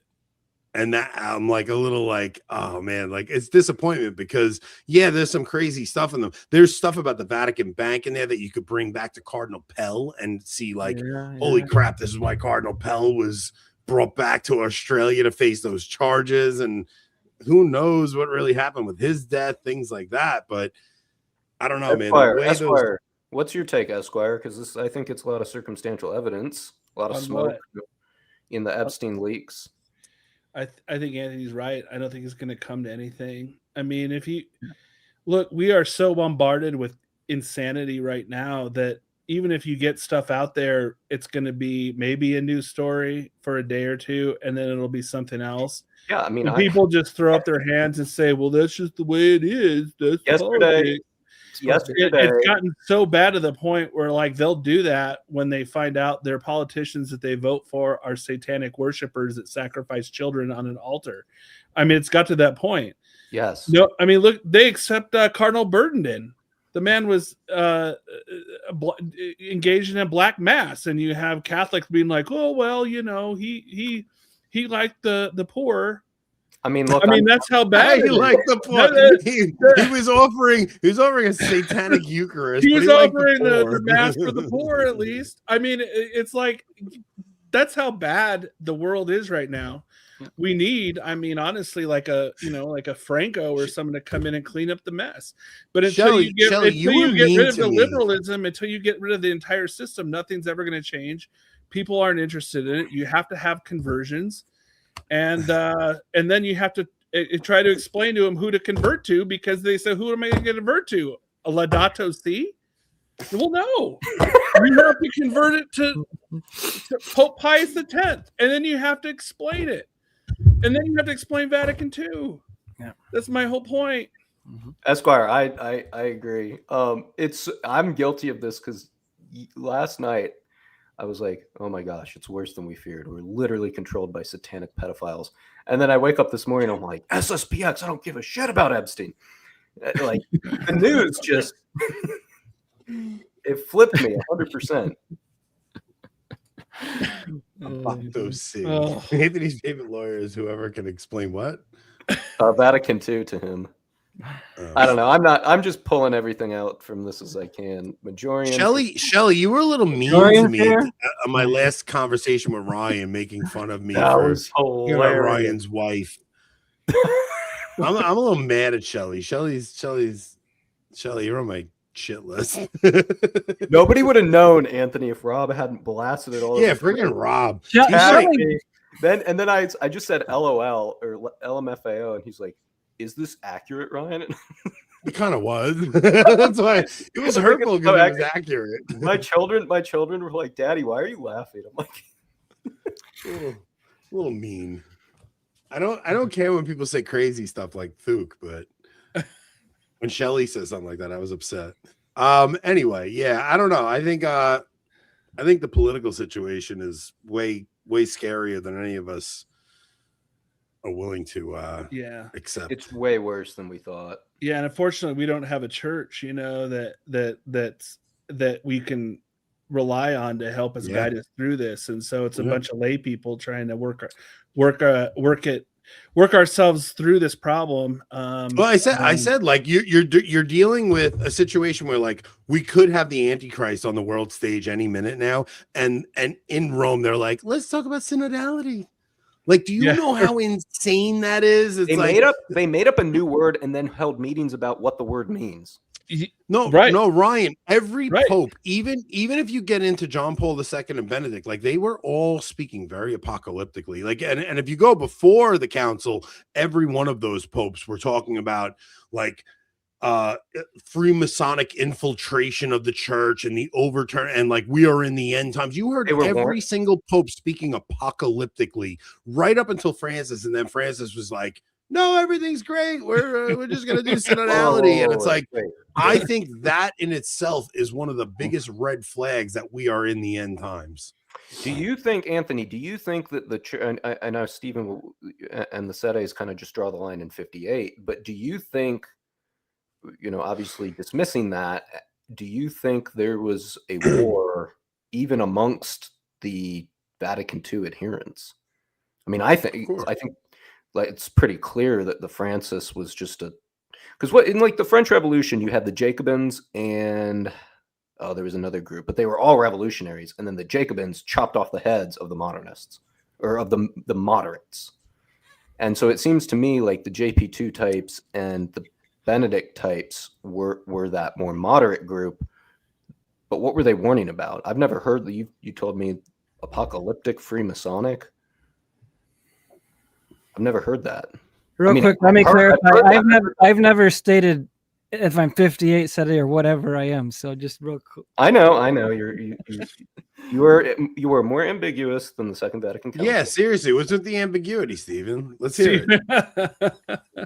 Nothing ambiguous. This is weaponized ambiguity. Why is Stephen using weaponized ambiguity against us? Let's hear it.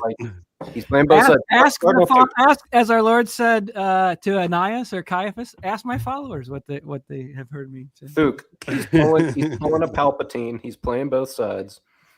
Hey, Ryan, I'm going to answer your question there. There's so just like we know that like the modern American conservatives are a form of liberalism, just like the progressives are liberals and they're all liberals, but they're different flavors of liberals. That's the difference between the progressive Catholics and the conservative Catholics. They all accept Vatican II. They accept the underlying problem of Vatican II, but they'll argue till the cows come home over how to apply Vatican II properly. And then there's the traditionalists, or at least like me anyway, who are like, no, the whole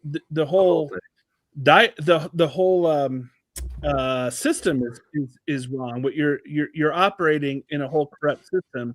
You have to go back to the roots and to what tradition really is. Agreed. We're all just a bunch of modernists. But what's with these liberals warning about Freemasonic apocalyptic? Anthony, can you explain that a bit? I've heard obviously traditionalists talk about liberals are saying that. I didn't know that the post-conciliar popes were as well.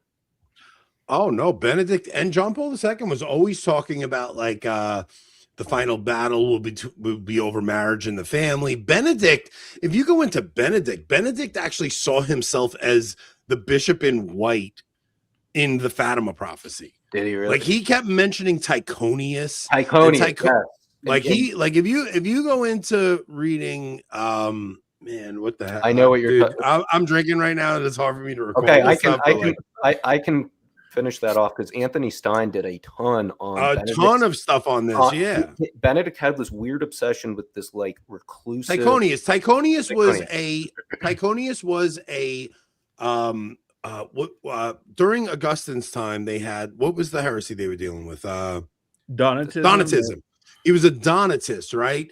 But Benedict was constantly reading Tychonius and talking about how like the church and the anti-church would coexist under one body, which is very similar to Catholic Esquire's approach to this. Like you're talking about the church and the anti-church, like a Venn diagram where they both exist under one system, and people go in and out of it. Yeah, so like you look at a guy like Joe Biden. Joe Biden was claiming to be a Catholic, but he like clearly wasn't Catholic, right? And they exist under one system, and there's this overlap and it has to do with like the mystery of iniquity. And I think Benedict saw himself as the bishop in white in the Fatima prophecy. It's like, oh, we saw this bishop as though in a mirror, but we thought he was the Pope. But like it's a very interesting thing that Benedict saw himself as this apocalyptic figure. The way Stein presents it is that Tychonius had this theory that actually to defeat evil you have to allow it to emerge fully. Yeah. And so and Benedict never explicitly stated this, but if you read between the lines, and Benedict was obsessed with this guy. Yeah. It appears as if his resignation was to allow the evil to manifest. I mean, when he came out under the loggia, he talked about the wolves. He knew he was in a battle. Run from fear of the wolves, and then he ends up running from fear of the wolves. Like, it's almost like he knew this evil was manifesting in the church, and he's like, I'll step down and I'll let this evil to manifest. He did. He pulled like are you saying he did an act of charity by stepping down? I mean, no. I think he was delusional. Don't get me wrong. I think he was wrong, but I think that's how his mind was working. I do think that's like, I think he saw himself that way. I mean, I go back to when did he get elected? Was it 05 or 3? When did he get? He was elected in 05. I mean, so like that conclave, like it was Bergoglio who came in second, right? Yeah. And the Lavender Mafia St. Gallen Mafia was like very well organized at that time. And my understanding, I think I read Julia Maloney's book on that conclave, and it seems that he made a deal with them at that time to say, okay, I'll have a détente, if you will, if you elect me. And then later on, after Summorum Pontificum was like 08, 09 or something. And then like, the next 3 or 4 years, that's when you started seeing all the stories about the abuse cases coming out. And it seems to me that, like, I don't agree necessarily with everything you're saying about Ratzinger. Or I think he was, died in the mole modernist till the end, and whatever. That's another issue. But I think things started ratcheting up in the last 2 or 3 years because he was doing things, at least to like the Lavender Mafia, that were like somewhat traditional, with the Latin Mass. And then they started leaking all that stuff about WikiLeaks and the abuse cases, and then that's when he realized they turned on him with the globalist media. And then they said, "Okay, you're done." And so that's when he did fold eventually. So I think that's what kind of happened. Yeah, I think him stepping down was an act of cowardice. That's not at all what I'm saying. I'm saying that if you go back, why I think that was the case. If you listen to John Paul II and Benedict, they were both very apocalyptic about the times they were in. Like John Paul II and Benedict both constantly referenced the Fatima prophecy. Now it was weird because John Paul II allowed that ridiculous that ridiculous interpretation of the Fatima prophecy to come out. But I think John Paul II thought he was the Pope of the end times. And I think him struggling with Alzheimer's was one of those things where he was like angry with God. He's like, I don't understand. Like, I know I'm the Pope of the end times. And then Benedict comes, and Benedict sees himself as the bishop in white in the Fatima prophecy. And it was really strange, this figure of the two popes at the same time. Man, it was very strange stuff that we lived through when Benedict was still alive during Francis's papacy. Like, you guys forget how nuts that period of time was.